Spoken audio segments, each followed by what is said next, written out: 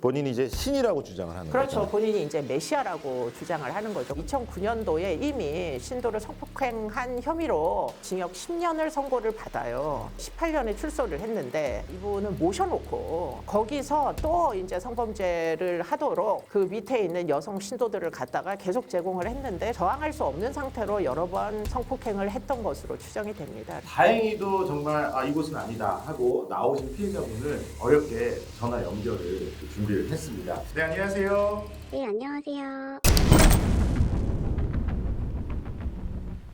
뉴스에서 들을 수 없었던 사건의 이면을 통해 사건을 보는 새로운 시각을 전해드리는 이수정의 사건 수정. 구독과 좋아요, 알림 설정까지. 안녕하세요, 김태민입니다. 네, 안녕하세요. 이수정입니다. 예, 벌써 3월도 다 지나갔어요. 날씨가 따뜻해지다 못해서 이제 좀 덥다는 느낌까지 드는데 네. 그래서 그런지 벌써 반팔 입으신 분들도 있더라고요. 어저께 하고 오늘하고 천지 차이인 것 같습니다. 맞아요. 오늘 출근하는데 보니까 막 꽃이 만발을 했더라고요. 갑자기 온도가 올라가서 다 이제 개화를 하는 것 같은데 한편으로 제가 좀 다행이다 이런 생각이 드는 건 이제 난방을 안 틀어도 되잖아요.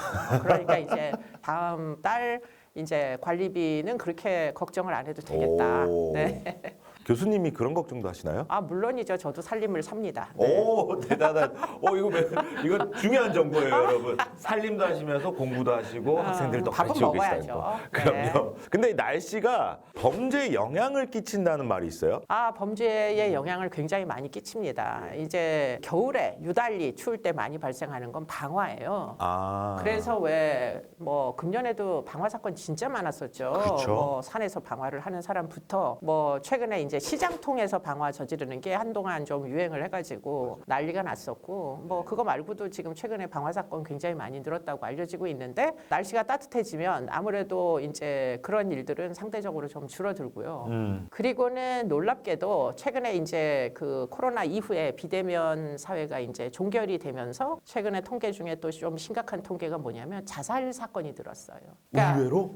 의외로. 근데 이제 이거는 뭐 외국도 마찬가지인데 그 비대면 기간 직후에 자살 사건이 많이 는다라는 보고가 있었어요. 그러면서 이제 뭐 여러 가지 뭐 미국 심리학회나 이런 데서는 분석하기를 사람들이 이제 집안에만 홀로 이렇게 박혀 있으면은 사회적인 상호관계가 결여되니까 오히려 그때 자살을 하는 거 그럴 아닐까? 것 같죠. 근데 비교를 안 해도 되는 상황이 되는 거예요. 경쟁에 안 들어가니까. 네, 그렇죠. 그리고 경쟁적인 상황도 줄어들고 사람을 일단 볼 수가 없으니까 네. 직장도 직접 나가야 뭐 경쟁을 체감을 하는데 안 나가고 그냥 작업만 하니까 그래서 은둔형 외톨이는 상대적으로 많이 늘어나지만 여러 가지 심리적인 위기 이런 게 혼자 있을 때는 많이 오지 않는데 이제 대면이 되면서 사람들과 계속 접촉하게 되고 뭐 회사에서 경쟁도 체감하게 되고 이렇게 되면 쌓여있던 게 모두 폭발을 해가지고 자살 사건이 많이 늘어난다 이런 통계가 있어요. 제가 요즘 우울한 게 봄 때문에 날씨 때문에 그런 줄 알았더니 뭐래요? 이 내부적인 갈등이 가사 폭발. 노동으로 인해서 그런 거지. 가사를 너무 열심히 해서. 가사를 너무 열심히 해. 설거지 빈도수를 좀 줄여보세요. 아우 주부습진 생겨가지고. 그리고 요즘 범죄가 보면요, 뭐 지난번에도 말씀하셨지만 어떤 뭐 폭력을 행사하거나 도구를 써서 뭐 살인 행위까지 가는 경우보다 요즘은 가스라이팅으로 해서 사람을 그냥 구덩이로 몰아넣는 네. 그런 범죄들이 많이 일어나고 있잖아요. 맞아요. 뭐 온라인 성착취 범죄 이런 게 전부 가스라이팅이 상당 부분 이제 가미가 된 건데 오늘은 그 중에서도 뭐 끝판왕에 해당하는 거를 다룬다고 하죠. 끝판왕 바로 JMS입니다. 결국은 메시아다. 정명석이 이 시대에 온 메시아다. JMS는 왜 메이플을 협박하는 거죠? 제가 사실을 밝힐까봐? 너무 많은 지금 JMS와 관련된 정보들을 우리가 접하다 보니까 저는 막 혼동이 되더라고요. 이게 정명석 개인의 문제라고 봐야 되느냐 아니면 종교, 이단에 대한 문제라고 봐야 되는가 어느 순간 헛갈리게 되더라고요. 그들이 생활하는 방식 예컨대 공동생활을 하기 시작하면서 바깥에 있는 세상하고 교류를 끊게 만드는 그런 과정이 그게 이제 범죄에 취약하게 만드는 환경적 요소가 되는 것 같고요. 그런 환경이 오히려 공동생활 등 범죄의 원인이 되는 건 맞는 것 같은데 그들이 믿는 종교 자체가 뭐 불합리하다. 이거는 사실은 기독교 정파에서나 그 문제 제기를 하는 것이지 사실은 그런 어떤 신앙심 자체가 범죄를 유발하는 원인이 되거나 이런 건 아닌 것 같아요. 제가 이제 사회 심리학자로서 바깥에서 이제 그 판단을 하자면 네. 이게 이제 원래는 정명석의 이제 아마 이니셜로부터 출발했으나 결국에는 일종의 이제 종교적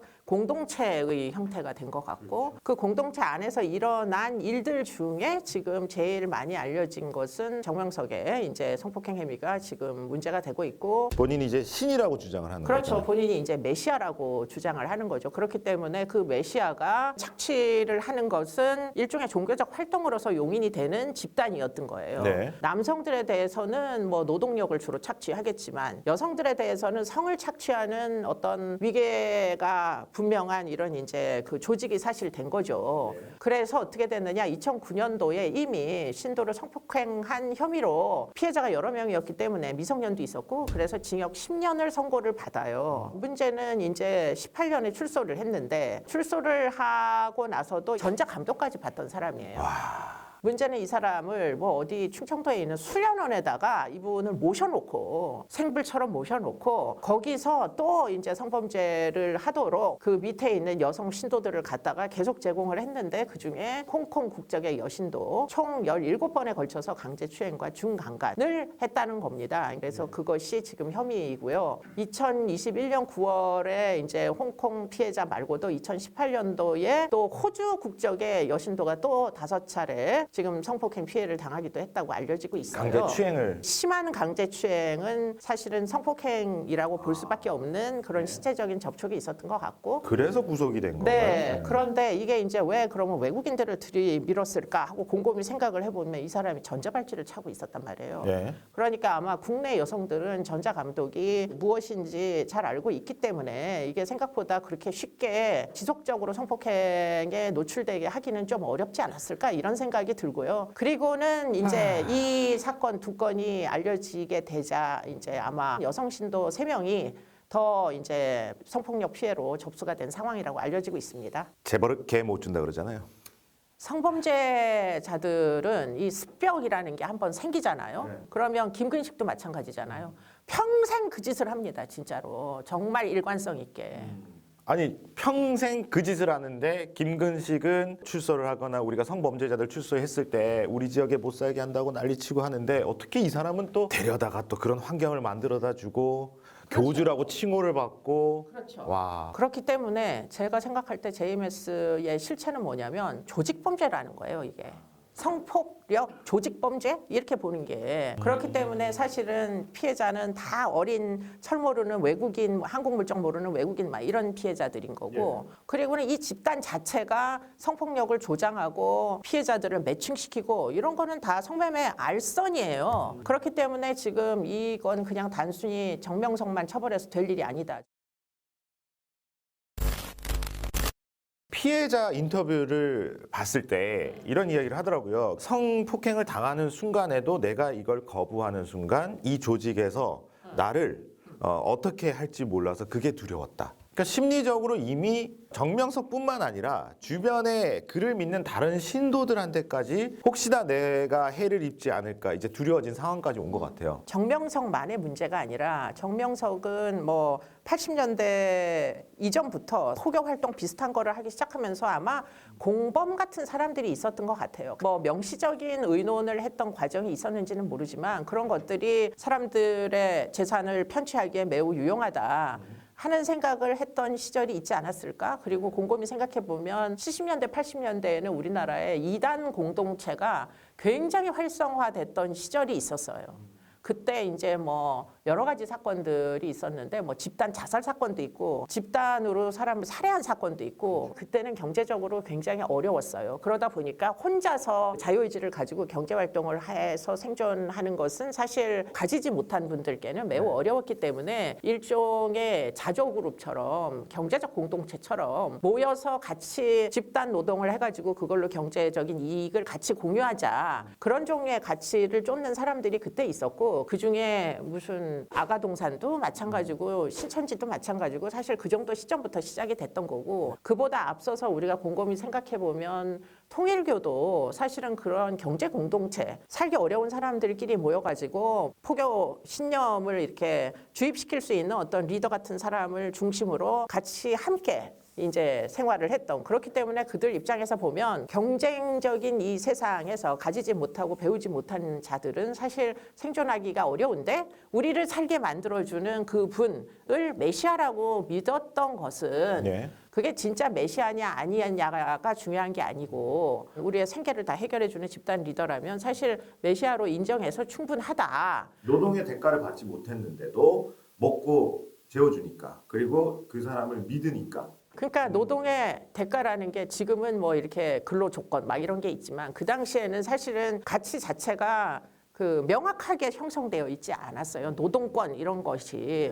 그러다 보니까 가족은 먹여 살려야 되는데 나는 충분히 경제 활동을 할 수 없고 얼마 되지 않는 재산이라도 다 팔아가지고서는 다 같이 그 집단 생활을 하러 들어가면 아무래도 집단 노동을 하면 수익이 훨씬 더 많이 발생할 수 있잖아요. 그렇죠. 그래서 70년대, 80년대를 거치면서 이 이단이 굉장히 번성을 해요. 그래서 이제 이런 와중에 지금 뭐 JMS도 80년대부터 아마 이런 활동들을 했던 것 같은데 특히 어린 사람들을 유인을 했던 것 같아요. 이 이제 종교 집단은. 어느 날은 이제 미성년자 여신도를 데리고 허름한 주택으로 갔다고 해요. 방에 이제 다 데려다 놓고 이 차례로 안방으로 한 명씩 들여 보내고 이제 옷을 벗고 주님을 향해서 사랑한다고 외치라고 시켰다고요. 그런데 놀라운 사실은 이런 상황을 이상하게 생각하기보다는 오히려 자랑스럽게 생각한 신도들이 대부분이었다.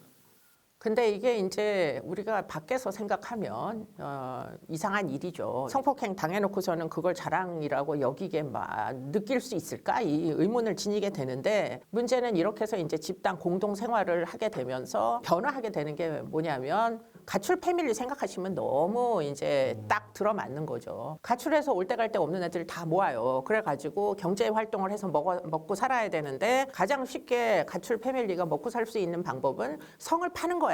아이들이 하루 잠자리도 하고 또 같이 유흥을 즐기기도 하고 그러면서 가출 패밀리가 유지되는 것처럼 정명석이 이끌었던 이 집단도 일종의 성을 매개로 하는 것이 집단의 어떻게 보면 헤게모니로서 굉장히 강력하게 작동할 수 있다는 걸 깨달은 거죠. 왜냐하면 성폭력 피해라는 게 사실 피해자 개인으로 보면 한편으로는 자책을 또 할 수밖에 없는 일이기 때문에 어디 바깥에 나가가지고 제가 성폭행 피해자예요 이렇게 떠들기는 또 생각보다 쉽지가 않단 말이에요. 더군다나 너도 피해를 당하고 나도 피해를 당하고 피해를 당하는 게 이 집단의 규범이다라고 생각을 하는 순간에는 반사회적인 행위의 피해자라고 나 스스로 나를 여기지 않는다는 거예요. 오히려 선택받는 것에 대한 자긍심을 느끼게 하고 나는 왜라는 열등감을 만드는 거죠. 그렇죠. 옛날에 무슨 왕조 시대 생각해 보세요. 그 뭐 궁 안에 있는 모든 여성들은 어떻게 해서든 왕과 잠자리를 하루라도 하기 위해서 그러면 신분이 격상되잖아요. 왕을 이제 뭐 모시는 일이 그 규범 내에서는 가장 훌륭한 일이다. 이렇게 취급을 만약에 하게 되면 그러면 피해라고 여기지가 않게 되겠죠. 그런데 그런 종교가 어느 순간 외부에 알려지면서 뭔가 피해 사례들이 계속 나와야 되는데 그러지 못하고 계속 규모가 커진 이유는 뭘까요? 처음에는 이제 피해자로 제일 어린 피해자로 편입되겠죠. 근데 피해자가 10대가 많았다는 거잖아요. 지금 뭐 10대들은 자기가 당한 피해가 뭔지 정확하게 알 수 있을 정도로 인지적 능력이 발달해 있지 않기 때문에 비판 능력이 아직 미성숙한 상태로 애들이 이제 성폭행 피해를 당하면 이걸 어떻게 하지 고민을 하겠지만 일단 집으로부터는 연락을 못하게 지금 막고 있는 상황이죠. 일종의 감금 상태이잖아요. 그러니까 그 안에서 이제 살아남는 방법을 연구를 해야 되는데 뭐 선배, 언니들 이런 사람들이 너가 지금 당한 거는 그건 피해가 아니라 너는 굉장히 귀중한 경험을 한 거고 우리도 다 그런 경험을 했고 그렇기 때문에 불쾌한 이런 감정을 극복하는 게 그게 메시아에 대한 충성이다. 신앙이다 이게 이렇게 이제 강조를 하면 내가 이 집단 내에서 일단은 시작을 했으니까 어떻게든 살아남아야 되겠다 이런 생각을 하면서 자기와 똑같은 피해를 입을 또 다른 피해자를 물색해서 소위 포교 활동을 그렇게 하는 거예요. 네. 아니 정명석 입장에서는요. 네. 이렇게 계속 횟수가 늘어나면 언젠가는 밝혀질 텐데 그럼에도 불구하고 끊지 못하는 이유는 뭘까요? 제가 볼 때 초기에는 정명석의 개인의 헤게모니, 개인의 이제 어떤 뭐 절대력 이런 것들이 상당히 이 조직에 영향을 주었던 것 같기는 한데 더 견고해진 이유는 정명석 때문은 아니다라고 보는 게 정확할 거예요. 아마 그런 경제적인 부를 독점하던 소위 지배계층이 존재할 거고 그 지배계층은 정명석을 신뢰하기 때문에 정명석을 모신 게 아니고 자신들의 특권을 지속적으로 유지하기 위해서 그게 정명석이든 박철수든 중요하지가 않은 거예요. 예, 그래서 결국에는 부의 독점을 전혀 포기할 생각이 없기 때문에 정명석을 이용을 했다라고도 볼 수 있을 정도로 물론 정명석은 아주 나쁜 성폭력 가해자지만 그러나 이게 정명석 개인으로서 이런 일은 절대 벌어질 수가 없다. 왜냐하면 정명석은 메시아가 아니기 때문이죠.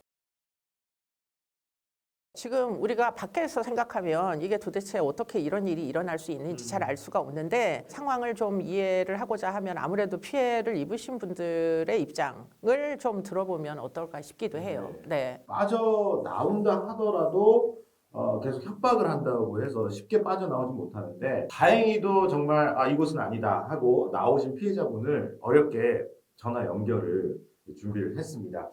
한번 통화를 해보겠습니다. 네, 안녕하세요. 네, 안녕하세요. 인터뷰하시기가 참 어려우실 수도 있는데 이렇게 시간 내주셔서 정말 감사합니다. 옆에 이주정 교수님 나와 계십니다. 네, 안녕하세요. 이수정 교수입니다. 네, 안녕하세요. 과거에 지금 그 경험하셨던 부분에 대해서 좀 같이 공유를 해주시면 현재도 피해를 당하고 있으신 분들에게 굉장히 좋은 계기가 될 것 같습니다. 언제부터 몇 년 동안 어느 지역에서 신도 생활을 하셨어요? 중학교 3학년 때 전도당에서요. 인천에서 2년 반 정도 생활했습니다. 중학교 어떻게 입교를 하신 거예요?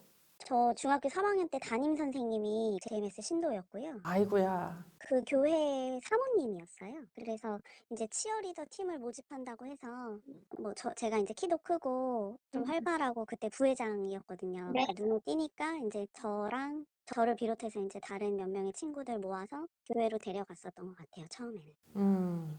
그 어떤 그 말들로 좀 현혹을 하던가요? 그 문화 선교하는 그런 치어를 가르쳐주는 사람이 본인 교회로 이제 온다 해가지고 저랑 이제 저 친구들, 다수의 친구들 해가지고 같이 백합교회로 갔었던 거거든요. 그 교회가 좀 이상하다. 다른 교회랑 좀 다르다. 이런 생각은 그때는 못 하셨나 봐요. 그때는 전혀 못했어요. 왜냐하면 교회 간판도 대한예수감리회? 라고 써져 있었고 JMS에서 쓰는 그 예수님 형상 근데 그 예수님의 형상도 걸려 있고 이래서 오히려 전혀 못 느꼈던 것 같아요. 그럼 원래 교회를 다니신 거잖아요. 네네. 그런데 여기 교회로 그럼 옮기신 거예요, 그렇게? 점점 물들어간 거죠.